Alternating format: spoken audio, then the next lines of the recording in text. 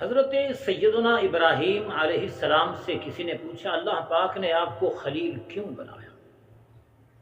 اس کی وجہ، اس کے اسباب اور اس کا ریزن کیا تھا؟ ارشاد فرمایا بے ثلاثت اشیاء، تین چیزوں کی وجہ سے اللہ پاک نے مجھے خلیل بنایا۔ پہلی چیز، میں نے کبھی امر الہی کے مقابلے میں کسی غیر کے امر کو اختیار نہیں کیا۔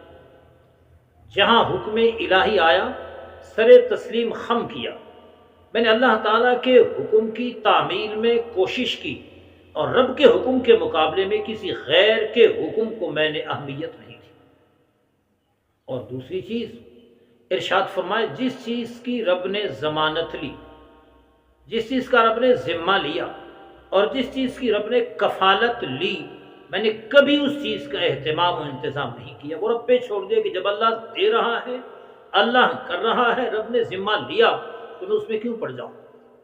اور تیسری چیز، حضرت ابراہیم علیہ السلام نے ارشاد فرمایا نہ صبح بغیر مہمان کے کھانا کھایا اور نہ شام کو بغیر مہمان کے کھانا کھایا۔ میں نے جب بھی کھانا کھایا، مہمان آیا تو کھایا، نہ آیا تو میں انتظار کرتا رہا۔ بس ان تین چیزوں کی وجہ سے اللہ پاک نے مجھے اپنا خلیل بنایا۔